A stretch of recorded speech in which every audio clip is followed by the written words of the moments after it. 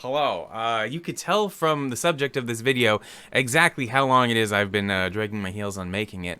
This is kind of an icebreaker. I need to get back into the momentum of getting the headspace back of making these videos because I've got a bunch that I think would be fun to do. But yes. Also, second note, I'm sure this tutorial exists somewhere else. This is by far the most obvious way to do it, and it works surprisingly well, and it's surprisingly lightweight, and it's surprisingly kind of realistic. Actually, I just went and checked. I can't find any other tutorials talking about doing it this way. So, yeah, I was thinking we would try to put the Aurora Borealis into whatever picture or night sky you choose, and it's going to be animated and everything. But I have a question, which is, why is it called an Aurora Borealis? Like, is one of those an adjective? Like, is it like, oh, it's a borealis, and somebody else is like, you got to specify. There's way too many borealises out there, and somebody's like, it's an aurora borealis, and it's like, oh, okay. Or is it? And all right, aurora is the effect. Borealis means it's in the north. Australis is in the south. Australia. Does Australia just mean south? Latin for southern land. Okay. I'm stalling because the actual tutorial is very short, but let's get into it. First, let's make a cube. Let's make the sky darker, as the night sky should be.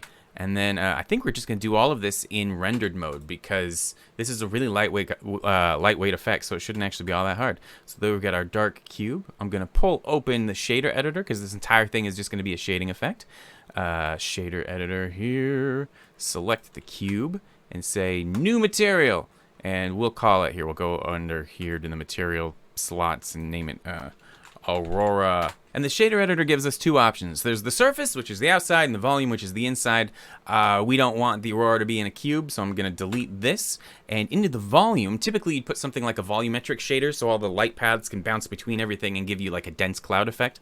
But you can also plug shader emission, plug just an emission shader right into the volume. So instead of the surface glowing, you have the inside glowing like this. And if you turn this down, you can see it's actually, it's got some density to it. What we want to do is control that density so that it is in the shape of an aurora, which is as easy as, here, let's create some noise texture here and plug that factor into the strength. And something we can do at any time is plug the volume into the surface, and you can kind of get a two-dimensional representation of what it's doing in 3D space.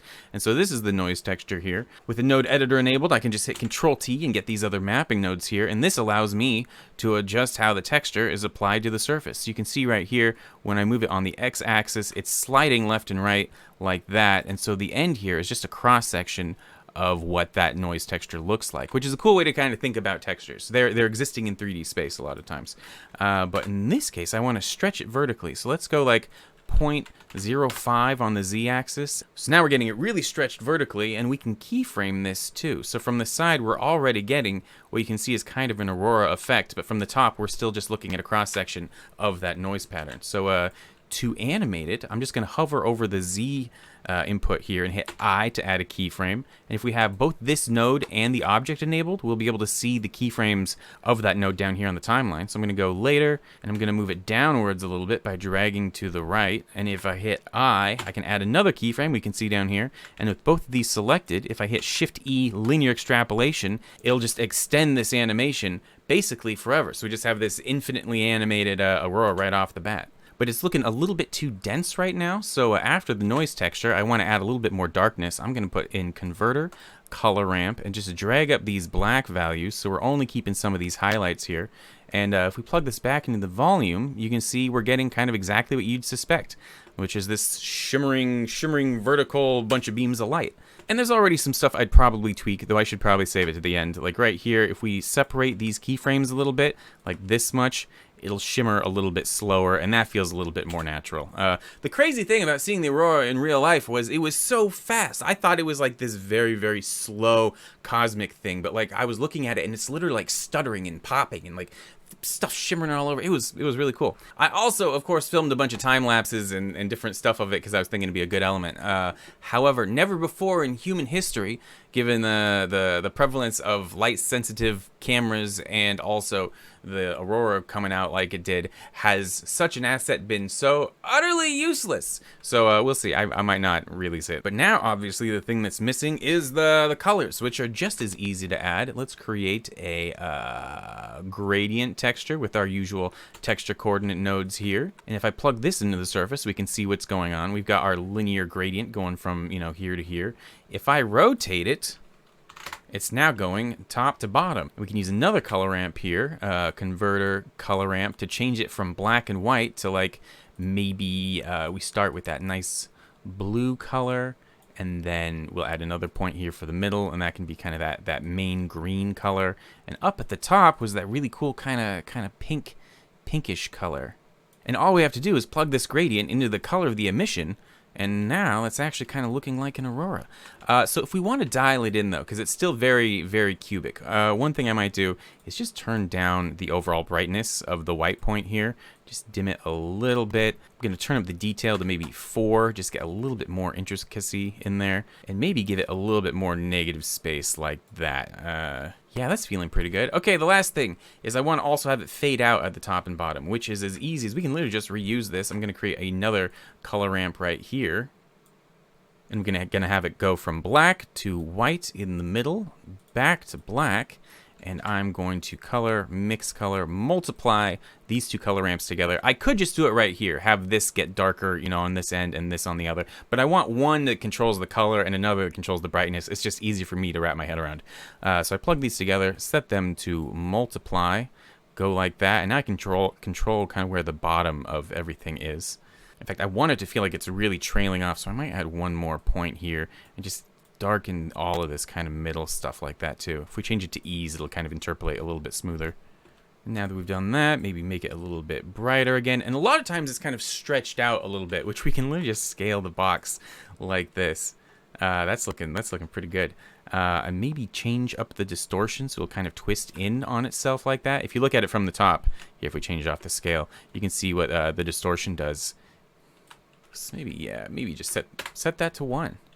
Stretch it back out like that. I want to get a little bit more of that blue in there at the very bottom. And it's moving still a little bit fast, so if we select this mapping node right here, we can make it go twice as slow just by moving it out to 400, maybe even like 500. And then we get that nice kind of shimmer. Most places you actually can't tell that it's in a box, but it's still kind of weird if you get right on axis like this. You can see the edge.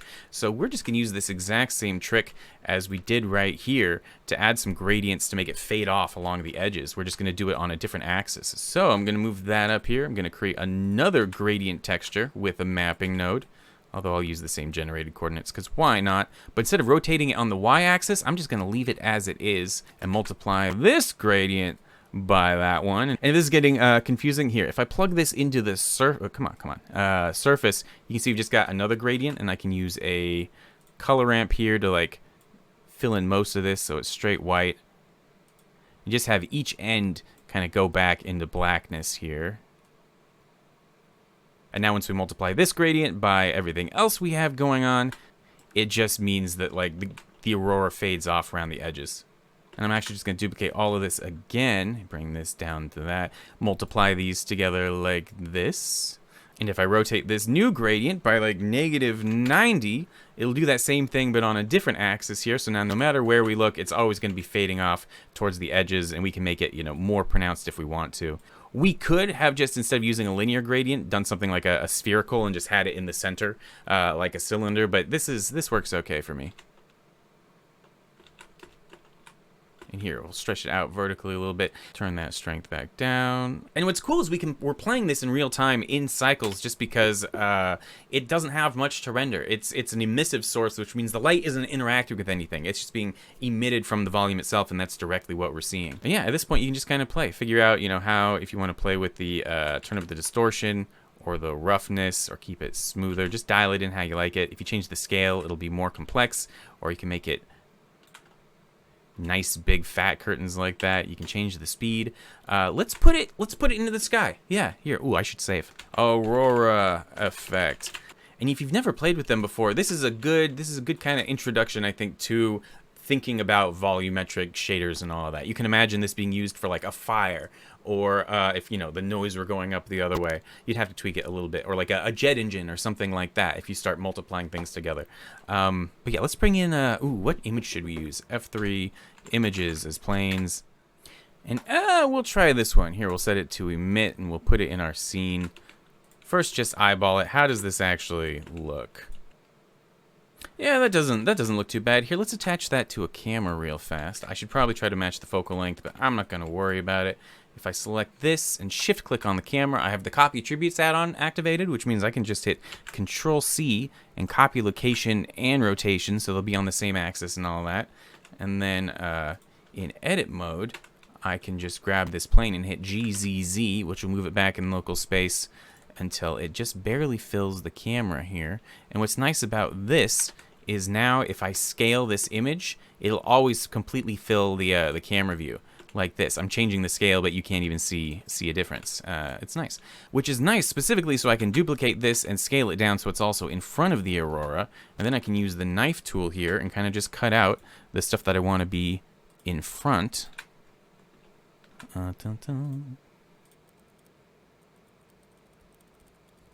I do not actually recommend doing your masking with the knife tool. It's just easy. There we go. Now I can delete this sky here. So we've got our foreground bit, the background bit. Here, let's parent both of these to the camera so that we can move the camera around and everything else comes with it.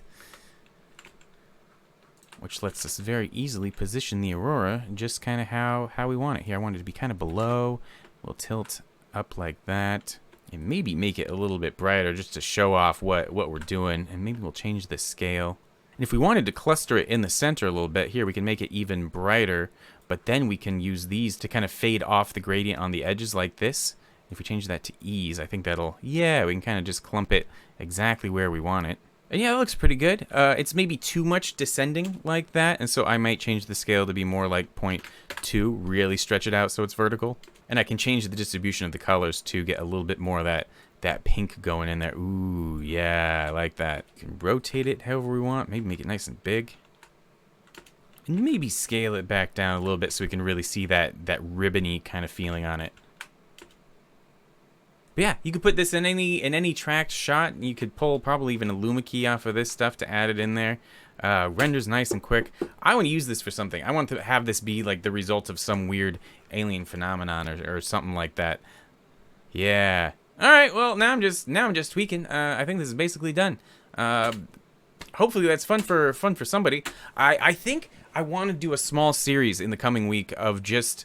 There's all of these things that I've always done really simply, like cables or whatever, that actually could be done a lot better. Like if you look around at all the wires around you, like wires have metal in them. They actually have some plasticity and stiffness and certain things. But I'm always just being like, and now this perfect curved Bezier parabola is what the hanging cable looks like.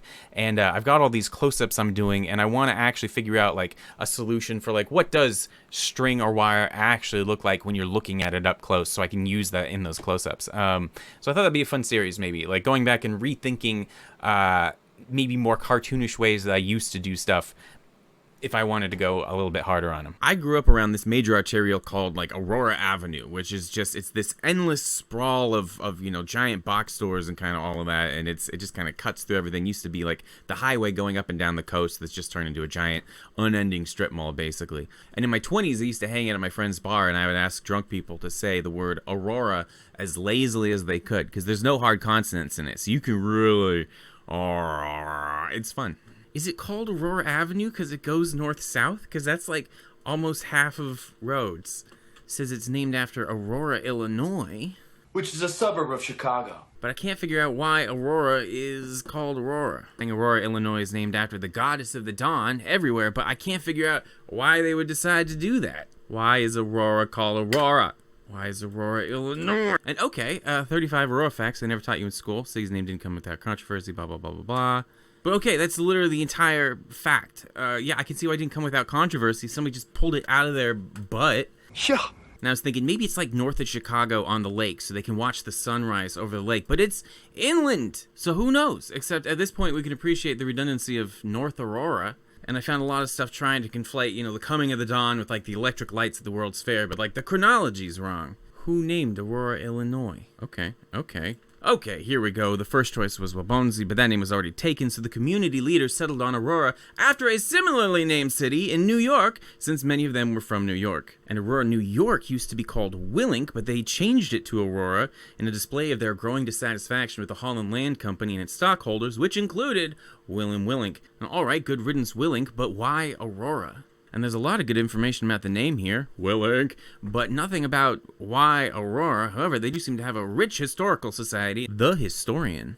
Yeah, alright. And alright, we'll see if this email even works. And I did hear back from Robert, and he was able to give a little bit more information. The Aurora outside of Buffalo was probably named after a fifth Aurora, which was a little smaller town out on the banks of a lake, because he's found a lot of families that were moving between the two at the right time, that it kind of makes sense. And that fourth or fifth Aurora was originally named like Scipio, and its name was changed back in like 1785 or something. And I haven't been able to find why they made that change, but also trying to Google a less well-known Aurora, New York is just kind of frustrating and not fun. But I do think it's kind of interesting that there are so many Auroras. And Robert actually had an insight into this, which is just that it encapsulated, the new dawn, the energy of the westward expansion and the frontier and kind of all of that stuff. Like, it's people looking for a new start, which kind of makes sense, except if your whole thing is a new start, why are you naming your town after the last town you were at? And maybe that says a lot about us, but probably not. All right, I'm going to end this video. I'll talk to you soon.